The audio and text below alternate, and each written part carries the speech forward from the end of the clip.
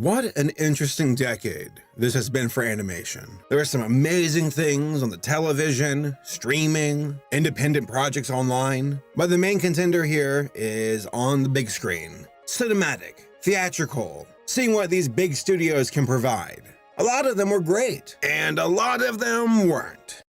Now, the previous decade had established the dominance of computer animated movies, with Pixar leading the charge. They launched a new trend that effectively shut down mainstream 2D animated movies, aka Disney. But things were different in this decade. The balance of power shifted, and Pixar was no longer the undisputed champion of the industry. From a critical point of view, Pixar didn't do so well this decade when you compare it to the previous one. Now, that's not to say they didn't have some heavy hitters, but this was a decade of sequels and some original ideas that weren't hitting as hard as before. For Disney, they got back on their feet and took a chapter out of Pixar's playbook while also combining it with their Princess brand. The results?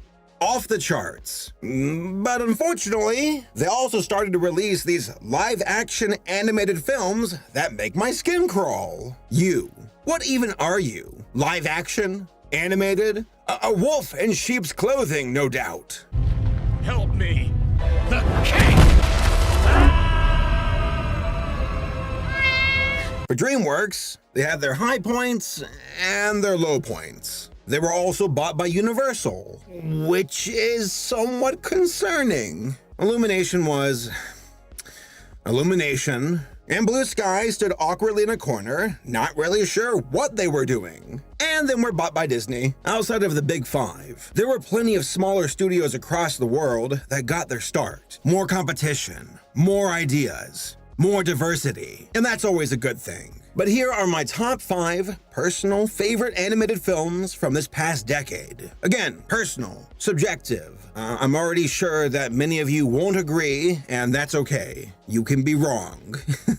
Just kidding. Post in the comments what you think are the best. By the way, this will not include anime because, just like before, it could be its own list. Alright, number 5. Alright, off the bat, we have a tie, which sounds weird, but hear me out. Rango and the Lego Movie. And I will explain why. Both of these films have an incredible narrative in their own right. Both of these films have their own aesthetic in their own right. Both of these films are about characters finding themselves in the bigger picture of life. So, in that regard, despite how different these two movies look, I see a lot of similarities, and I, honest to God, can't pick one over the other. I think they're both fantastic. Like, I was trying to see which one of these should go into the honorable mentions, but I can't do it. I legitimately cannot put one down.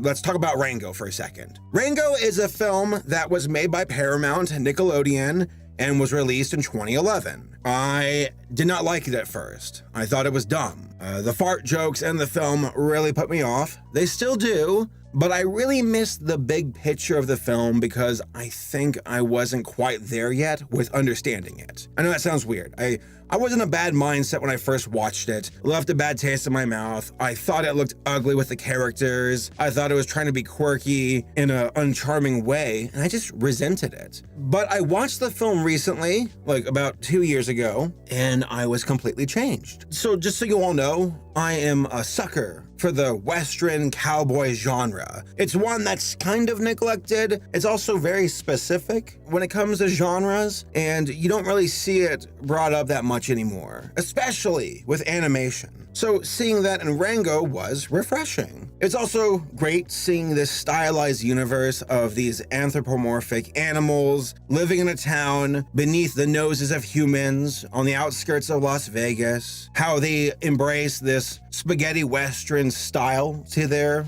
setting. The animals are ugly. I still see that from my first viewing. I still believe that, except this time I embrace it. The roughness of the characters, of how gross and gritty they are. These are animals that have had it rough. They have no water. They've been kicked around the dirt. It's been a rough life. So of course they're gonna look this way. You got this stranger, Rango, an actor or an aspiring actor who tries to play these roles, finds himself in this town, figures it's a good time to be an actor and pretend that he's a sheriff. I love that. He's a riffraff. He has no place there, but he's so convincing with his acting that people believe him. That's a really cool story. I like that. He's just this hack fraud, playing a role, getting people's hopes up, getting lucky, falling down, hitting, I guess, what's that old term? Failing upwards? That's Rango as a character. And then you got this moment where people find out that I'm probably talking too much of the plot and revealing too much, but just this moment of him coming to terms with who he is, how he's grown, how he can actually be what he wants to be, and he doesn't have to pretend. I just love it. It's a great Western, and it's a very unique take on the genre, combining it with animation as well. Also, Rattlesnake Jake is one of the coolest villains ever. I love him. I think he's so well designed. I forget the name of the actor, but it was like Davy Jones who voiced him. Oh, I just realized Davy Jones, Johnny Depp, Pirates of the Caribbean, whatever. Just overall, a film that has a wonderful story with these themes of pretending you belong and trying to be what you're not, but then coming face to face with it. And then just seeing the Western genre represented in animation, no less, in a unique, refreshing way makes Rango truly stand out. I was wrong about it early on in my life. I see now that I was wrong, and now I absolutely love it. Lego Movie is right up there with it. Lego Movie is one of the most surprising animated films from this past decade, and I'll tell you why. Everybody watching this video, I don't even care if you're saying, well, I had hopes for it. Shut up, you did not. Nobody, literally nobody, thought that this film was going to be more than just a commercial. Man, were we surprised. Okay, I'm sure there's some folks who are watching saying, I was not surprised, I had faith. Cool, I get it, you've got your third eye open, whatever. So I think the first thing that surprised me the most about this film was, again, it wasn't a commercial. It actually had heart, it had a story, it had a setting, it had a twist, had a narrative of falling into the background of life, but wanting to be more, and in that pursuit, realizing that anybody can be special in their own way. And I know that sounds corny, but like Emmett being this no-face NPC and being told he's a special only to find out it's not really a thing, but then he could fulfill it himself in his own way by being the master of his own destiny. I love that. About breaking the status quo, about reforming the mold in your own way. This movie has a great story with great characters to follow up with it. I thought all of the original characters in Lego Movie, when I saw them in the trailer, I thought that they'd be annoying, over the top, oh, this is stupid, quirky humor, here we go. I was wrong. I was so wrong. Again, I was wrong about Rango, and I was wrong about Lego Movie. It's endearing, quick, clever, sharp writing, hilarious jokes, which I'm not too surprised when it comes to, Lord and Miller. Those guys tend to knock it out of the park when they work on projects. Warner Brothers, proving that they can still make a good animated film. And also, I thought that this was stop motion. I think a lot of people did. A lot of people still believe it is.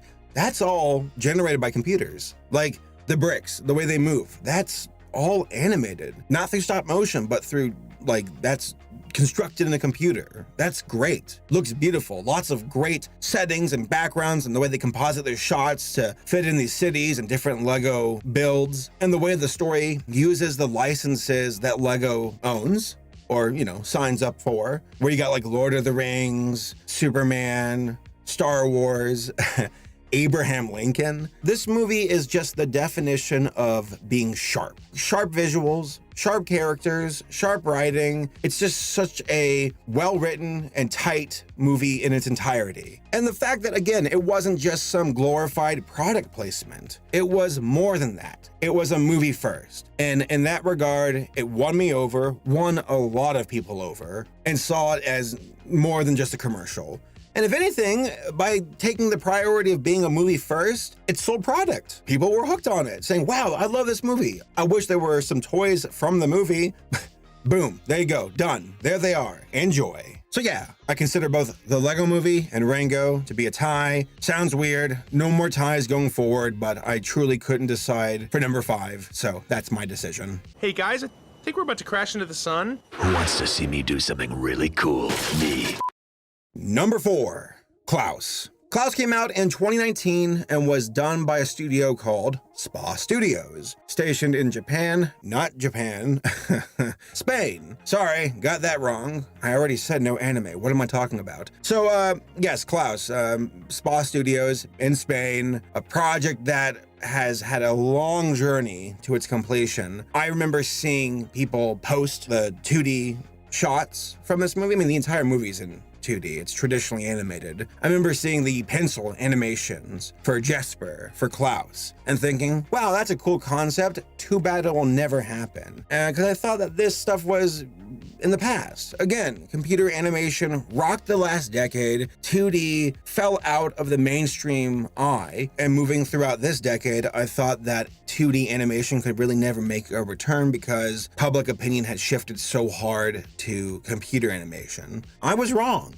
Klaus proved that it could strut its stuff from an artistic point of view. It's gorgeous. The way that they do their texturing and do their lighting and using computers to help amplify the visuals from their traditional animation. It's some of the most gorgeous stuff I've seen from the industry. And again, proving that traditional animation is not lost. It can still be done and be successful and look as good as ever. Stuff that would make the masters of old say, wow, how'd you do that? I am hopeful that Klaus will launch a new trend for the next decade to see people return to traditional animation, but combine it with computer animation and open the door for the genre to return, but with a new coat of paint. Klaus as a story is also great. I think it'll be a film that I will watch every Christmas from now on. The story itself has fun characters, good jokes. As far as the story goes, it's cute. It's nothing too overly complicated. There were some parts I didn't really care for, but it's forgivable because I see the visuals from this film and I think this is more than enough. As long as you have a competent story and characters to follow, the visuals should be able to do the heavy lifting and convince people to watch this movie.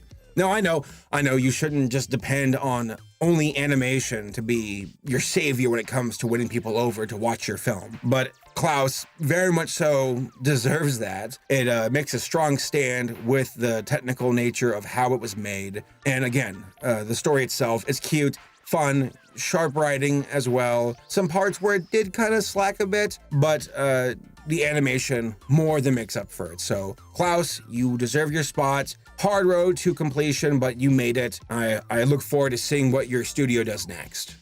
Number 3. Song of the Sea. So Song of the Sea came out in 2014 and was made by a studio called Cartoon Saloon, the same folks who did The Secret of Kells and The Breadwinner. I cried while watching this movie, which I don't do often. I get teary-eyed sometimes, but I straight up cried hard while watching this, and I'll tell you why in a moment. Also, I was on a plane when I watched this, so I was crying while, 35,000 feet in the air? Is that too high? Is that how high planes fly? I don't even know. Whatever, I was crying next to people on the plane, sniffling.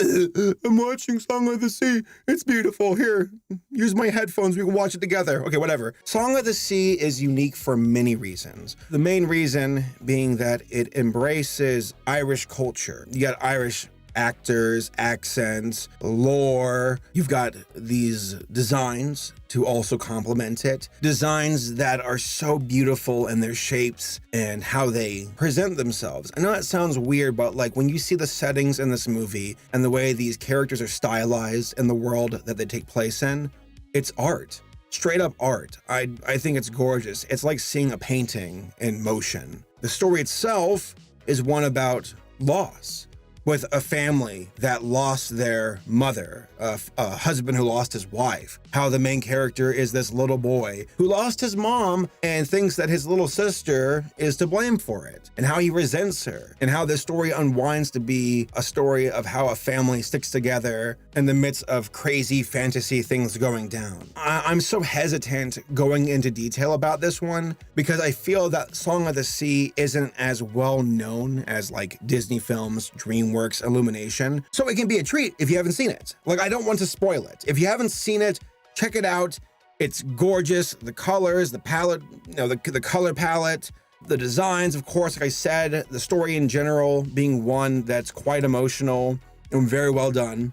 It's a movie that I wish more people knew of. And honestly, go check it out. If you haven't seen it, go watch it. You'll see what I'm talking about. This is a movie that came from a smaller studio, but had a ton of heart, a ton of talent, and embraced how different it wanted to be with its story and designs and the narrative it wanted to tell. It absolutely earns a spot on my list. Number 2, Zootopia. Shut up, Race. When it comes to Disney and their films, they have this tendency to either do a princess film or something completely different. Tangled for princess films, Wreck-It Ralph. And Zootopia falls into the Wreck-It Ralph category. It's not based on an existing property, it's completely new. And that excited me. I like seeing new things that are like, again, 100% original. Because more often than not, things are based on books and movies and TV shows and comics and whatnot. Zootopia was unique, 100% unique, and that got me pumped up. I remember seeing the trailers, I thought, oh, it looks cute, looks fun, looks well made,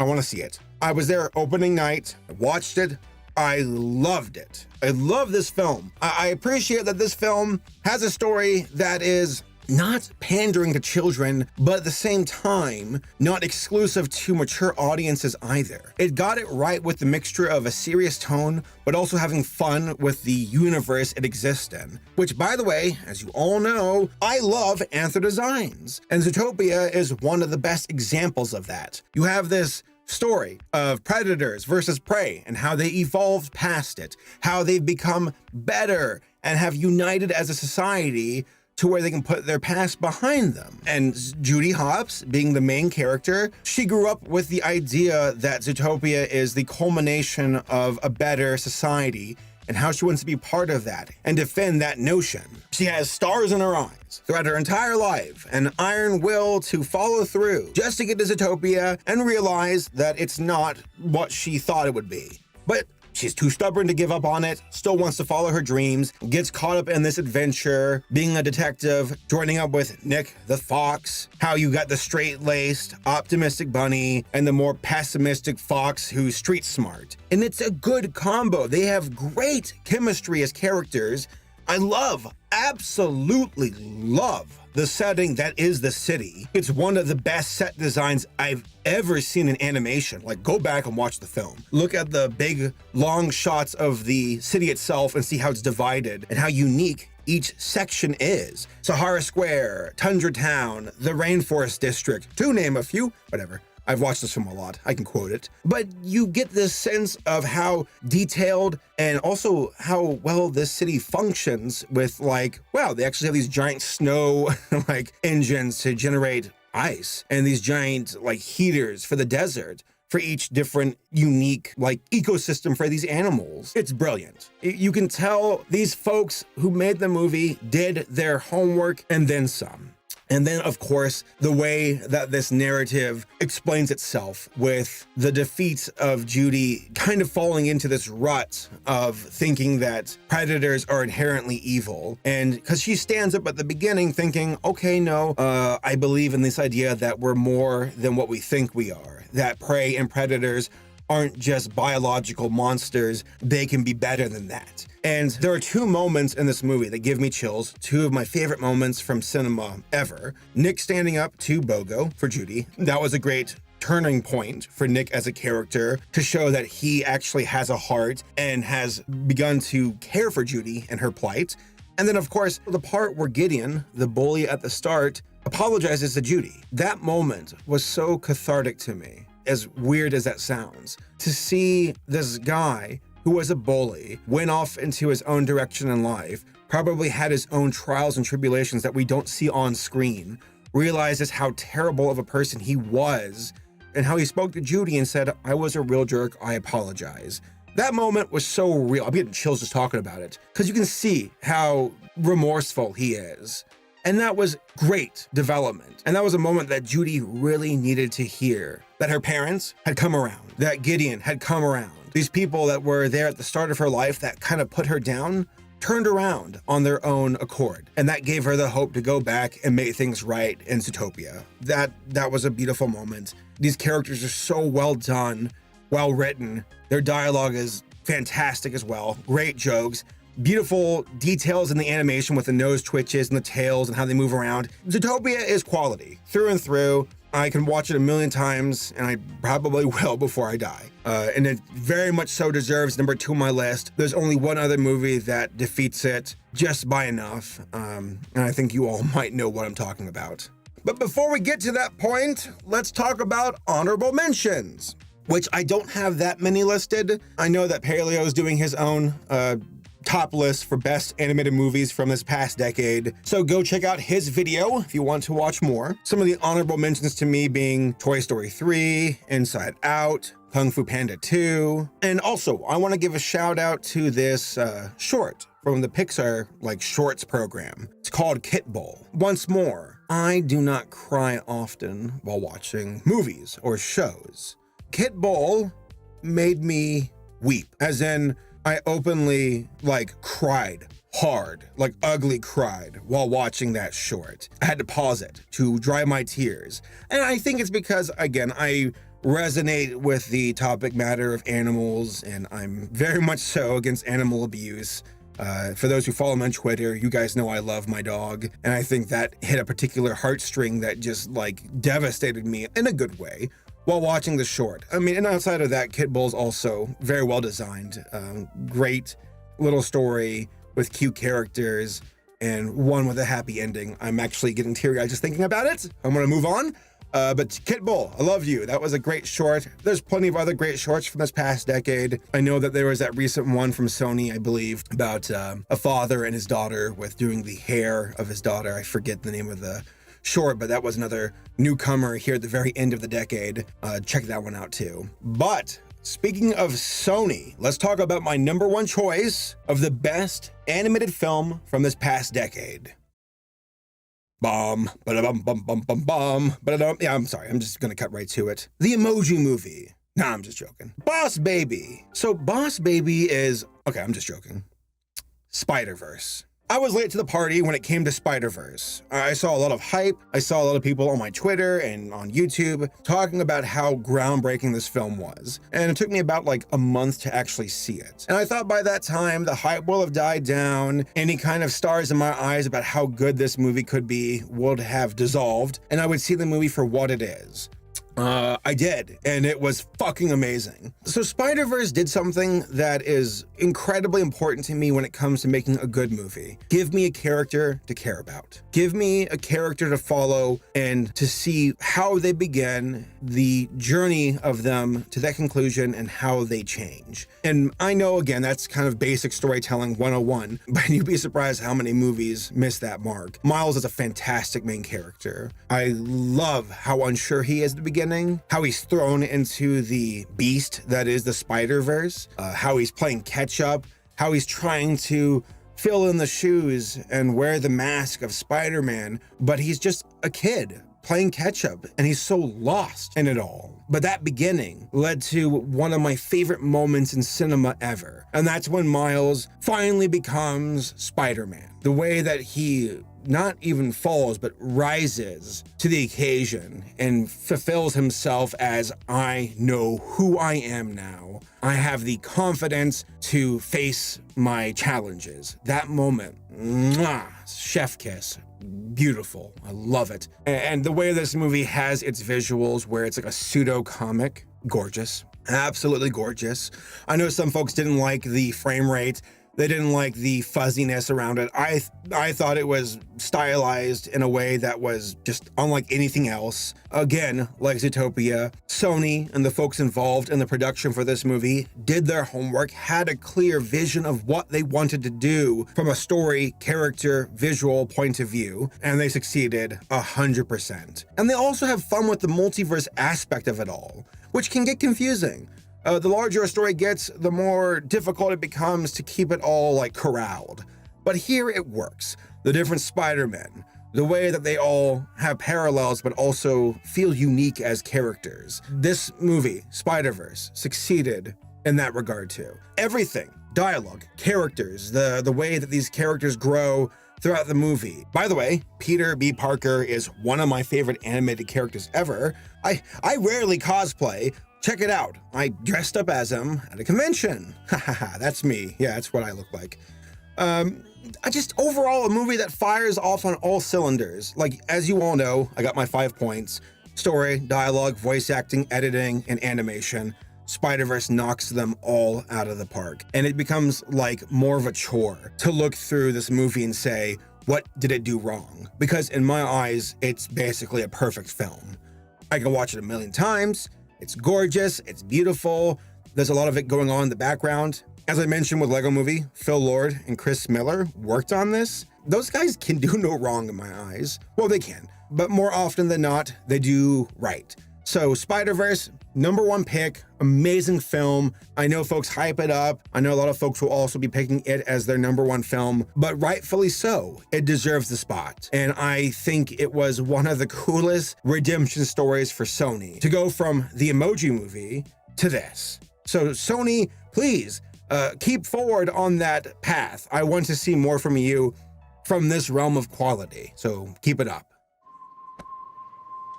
Hey.